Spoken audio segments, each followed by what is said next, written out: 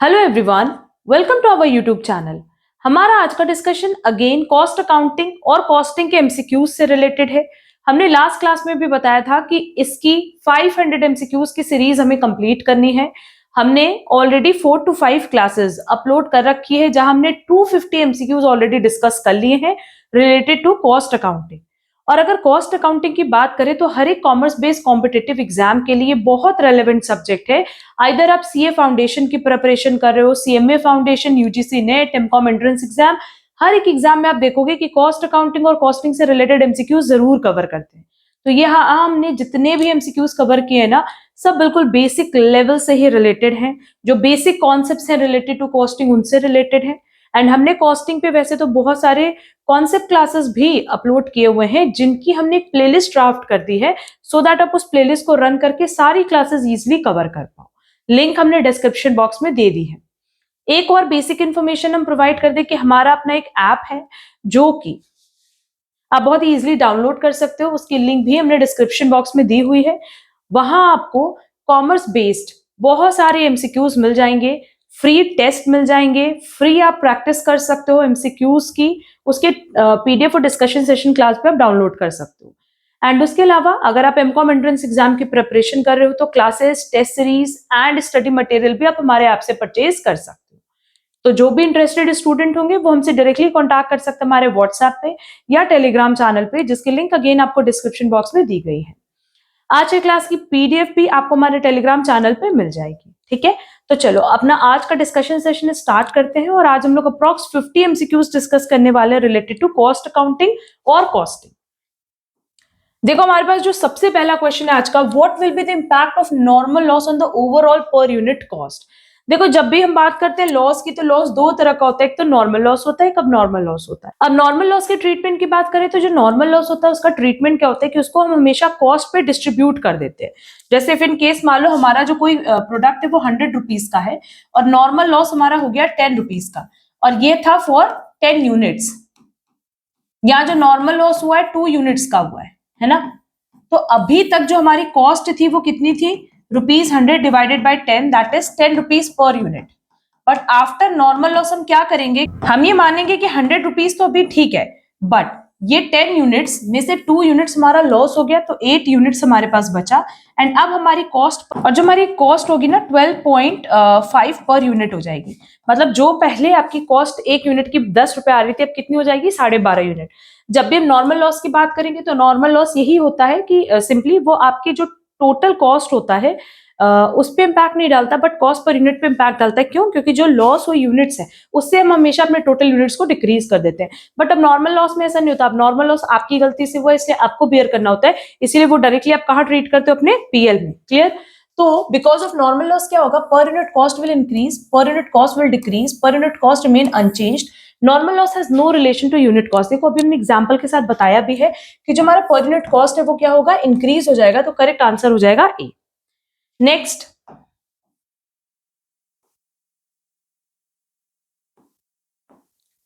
Alpha company purchased a machine worth rupees 2 lakh in the last year. Now that machine can be used in a new project which company has received this year. Now the cost of that machine is to be called project cost, sunk cost, opportunity cost, relevant cost. Question में देखो क्या पूछा है, कह रहा है alpha company ने एक मशीन खरीदी थी 2 लाख की, लास्ट ईयर खरीदी थी। अब now that machine can be use in a new project which company has received this year. Company को पिछले साल कंपनी ने एक मशीन खरीदी 2 लाख की और कंपनी को इस साल एक प्रोजेक्ट मिल रहा है जिसके लिए वो मशीन को वो यूज कर लेंगे। तो नो डाउट उस मशीन की जो कॉस्ट है वो क्या हो जाएगी, रेलेवेंट कॉस्ट, है ना। यूज हो रही है इसलिए हो जाएगी relevant cost. Next, fixed overhead absorption rate is calculated by the way of, option देखते हैं, estimated fixed overhead cost divided by direct labor hour, estimated fixed overhead cost divided by number of units produced, estimated fixed overhead cost divided by prime cost, all of the given options। अब देखो fixed overhead absorption rate की बात करें तो absorption हम कैसे भी calculate कर सकते हैं, either by dividing direct labour our और नंबर ऑफ यूनिट्स प्रोड्यूस्ड और प्राइम कॉस्ट। तो करेक्ट आंसर हो जाएगा D, all of the options given. Next, which of the following is are not associated with ordering cost? Interest, insurance, opportunity cost, all of the given above। देखो ये जो तीनों ही option है carrying cost के साथ तो जुड़े होते हैं but not by but not with ordering cost. तो करेक्ट आंसर हो जाएगा D, all of the given option. Under perpetual inventory system at the year end, no closing entry passed, closing entry passed, closing value through closing entry only, none of the above. देखो perpetual system की अगर बात करें तो perpetual system में और perpetual inventory system में हम किसी भी तरह की कोई क्लोजिंग एंट्री पास नहीं करते। बहुत जल्दी जो ये इन्वेंट्री का सिस्टम है, इन दोनों ही कॉन्सेप्ट पे हम एक शॉर्ट वीडियो अपलोड कर देंगे, तो वहां से आप लोग का ये टॉपिक अगेन क्लियर हो जाएगा। Next the Hino Corporation has a break-even point when sales are given 1,60,000 and variable cost at that level of sales are rupees 1 lakh. How much would contribution margin increase or decrease if variable expenses drop by 20,000? अब देखो contribution कैसे निकलता है, hopefully सारे students को पता होगा कि जब हम सेल्स में से वेरिएबल कॉस्ट माइनस करते हैं तो कंट्रीब्यूशन आता है ना। हमारे पास सेल्स कितना गिवन है 1,60,000 और हमारे पास वेरिएबल कॉस्ट कितना गिवन है 1 लाख। तो जब भी आप सेल्स में से वेरिएबल कॉस्ट माइनस करोगे तो हमारे पास आ जाएगा कंट्रीब्यूशन, है ना। और क्वेश्चन में कंट्रीब्यूशन मार्जिन कैलकुलेट करने के लिए बोला है ना, तो सिंपली आप क्या करोगे, contribution upon sales multiply by 100। Contribution given है 60,000 का और सेल्स कितना गिवन है 1,60,000। तो यहां अगर हम लोग कैलकुलेशन करें तो ये हमारे पास आ जाएगा 60 डिवाइडेड बाय 160 मल्टीप्लाई बाय 100, आया 37.5%। ठीक है, कंट्रीब्यूशन मार्जिन कितना है 37.5% ऑन सेल्स। नाउ क्वेश्चन में ये गिवन है कि अगर हमारा वेरिएबल एक्सपेंसेस पहले कितना था 1 लाख था, अगर ये 20,000 से बाई लिखा है 2 नहीं लिखा है, प्लीज इस बात का ध्यान रखना कि यहाँ पे बाई लिखा है कि 20,000 से अगर डिक्रीज हो जाए तो ये 80,000 हो जाएगा और सेल्स तो अभी भी 1,60,000 है, तो हमारा जो कंट्रीब्यूशन है वो कितना हो जाएगा 80,000 divided by 1,60,000 multiply by 100। Now जो हमारे पास यहां आएगा परसेंटेज आएगा 50%। तो यहां तक तो कोई प्रॉब्लम नहीं है। अब क्वेश्चन में हमसे पूछा है कि कंट्रीब्यूशन मार्जिन इंक्रीज कर रहा है कि डिक्रीज कर रहा है, बट ऑब्वियस इंक्रीज कर रहा है बाय 12.5%, जो कि ऑप्शन सी में दिया है। Next, the short run is a time period. देखो एक होता है शॉर्ट पीरियड, एक होता है लॉन्ग पीरियड। अब देखो यहाँ क्वेश्चन में शॉर्ट रन पूछा है और शॉर्ट रन और लॉन्ग रन में डिफरेंस क्या होता है कि शॉर्ट रन में एक फैक्टर फिक्स होता है और बाकी वेरिएबल होते हैं, और लॉन्ग रन में सारे फैक्टर्स वेरिएबल होते हैं। ऑप्शन देख लेते हैं, all resources are fixed, the level of output is fixed, the size of the production plant is variable, some resources are fixed and some are variable. Clear. Next, opportunity cost is the best example of sunk cost, standard cost, relevant cost, irrelevant cost। Opportunity cost मतलब होता है next best alternative available, तो ये अगर देखा जाए तो relevant cost का बेस्ट एग्जांपल माना जाता है। Next, the components of factory overhead are as follows. Direct material, factory overhead है तो उसमें डायरेक्ट नहीं आएगा, इनडायरेक्ट मटेरियल, इनडायरेक्ट लेबर और इनडायरेक्ट एक्सपेंसेस आएगा, जो कि हमारे पास ऑप्शन बी में दिया हुआ है।